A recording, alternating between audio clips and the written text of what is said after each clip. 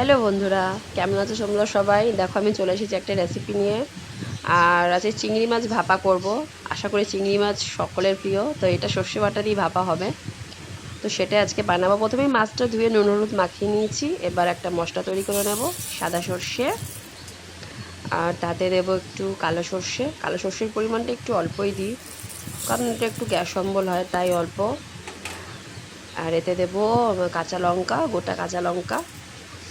তো বন্ধুরা, আমার গলার ভয়েসটা দেখে তোমরা কিছু মনে করো না প্লিজ। আমার খুব ঠান্ডা লেগেছে, খুব সর্দি লেগেছে, এত গরম, ঘামে ঘামে আমার সর্দি হয়ে গেছে, তাই গলার ভয়েসটা এরকম হয়ে গেছে। তো যাই হোক, এতে গোটা লঙ্কা, অল্প একটু নুন আর একটু জিরে দিয়ে মশলা পেস্ট করে নিলাম। তো আমি যতটা পরিমাণ ভাপা বানাবো ঠিক ততটা পরিমাণ একটা টিফিন বক্সে নিয়ে তাতে আর একটু অল্প হলুদ দিলাম আর একটু নুন দিলাম। মাছে নুন মাখানো ছিল, মশলাতেও ছিল, প্লাস সেই আন্দাজ করে নুন দিলাম আর এখানে মশলাটা দিয়ে দিলাম। তো মশলাটা লেগে রয়েছে, একটু ভালো করে চেঁচে ভালো করে দিয়ে দিলাম এর মধ্যে। নষ্ট করা যাবে না একটুকু, জিনিসের প্রচুর দাম।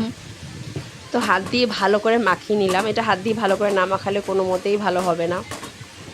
তো তোমরা আবার কেউ বলো না যে হাত দিয়ে মাখলাম। মাখিয়ে নিলাম। তো দিয়ে দিলাম ওপর থেকে একটা চেরা কাঁচা লঙ্কা আর সর্ষের তেল, কাঁচা সর্ষের তেল, যেটা এই রান্নার টেস্ট আরও 10 গুণ বাড়িয়ে দেবে। আর যদি এটা ভালো সর্ষের তেল হয় তাহলে তো আর কথা নেই। তো যাই হোক, যে যেরকম ব্যবহার করো সে সেরকম সর্ষের তেল দিও। দিয়ে একটু করে চামচ দিয়ে ভালো করে নাড়িয়ে নিলাম। আমার কথা বলতে খুব কষ্ট হচ্ছে, ভীষণ গলা ব্যথা, প্লিজ তোমরা একটু মানিয়ে নিও। তো ঢাকা দিয়ে দিলাম। দেখো রঙটা এখনই কত সুন্দর। এবার এটাকে ভাপে দেবো। কীভাবে দেবো দেখো, এটা আমার শাশুড়িমা পদ্ধতি, আমি সেখান থেকেই শিখেছি। গরম ভাত সবে নামিয়েছি, ভাতের ফ্যান ঝরিয়ে নিয়েছি এবং সাথে সাথেই সেই গরম ভাতের মাঝখানে একটু জায়গা করে নিচ্ছি। টিফিন বক্সটা বসাবো। আমার শাশুড়ি মা এইভাবেই রান্না করতেন এবং তার থেকে আমি ভাপা শিখেছি। আমরা যত রকমের ভাপা, শুধু চিংড়ি মাছ বলে না, যত রকমের সর্ষে বাটা দিয়ে ভাপা আমরা ঠিক এইভাবেই করি। কড়াইতে জল দিয়ে ফুটতে দিয়ে সেগুলো করি না, এভাবেই করি। মাঝখানটা টিফিন বক্সটা বসিয়ে দিয়ে ওপর থেকে একটু গরম ভাত ওপর থেকে দিয়ে দিলাম, যাতে ওপর থেকেও গরমটা পায়। এভাবেই রেখে দেবো, একদম গরম ভাত। ভাত নামিয়ে ফ্যান ঝরিয়ে সাথে সাথে এটা করতে হবে। এভাবে পুরো ভাত দিয়ে, গরম ভাত দিয়ে ঢেকে চাপা দিয়ে রেখে দেবো ততক্ষণ পর্যন্ত, যতক্ষণ না পর্যন্ত আমাদের খাওয়ার সময় হবে।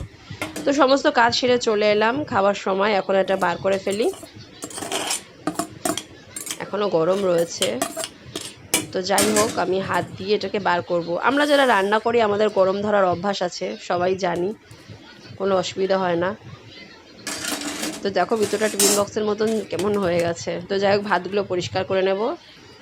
বা আবারও বলেছি, কোনো কিছু নষ্ট করা যাবে না, তাই পরিষ্কার করে নিয়ে টিফিন বক্সটা খুলবো। দেখো এবার খুললাম, দেখো কত সুন্দর রং হয়েছে, সর্ষের তেল একদম। আর সর্ষের তেল আর সর্ষের ঝাঁজ নাকে আর চোখে এখনই জল চলে এসছে। যেহেতু আমার খুব ঠান্ডা লেগেছে, সর্দি, তাই আমি রেসিপিটা বানালাম, কারণ আমার কোনো কিছুতেই স্বাদ লাগছে না, এটা খেতে ভালো লাগে আমার খুব। আর দেখো মাছটাও খুব সুন্দর সেদ্ধ হয়ে গেছে, একদম নরম। আর খেতে এটা দারুণ টেস্টি। তো তোমাদের কার কার চিংড়ি ভাপা ভালো লাগে কমেন্ট বক্সে অবশ্যই জানিও। আর এরকম পদ্ধতিতে একবার করে দেখো, আর যারা যারা করো তারাও জানিও যেভাবে কারা কারা ভাপা বানাও। তো থ্যাঙ্কস ফর ওয়াচিং, টেস্ট করি দেখি।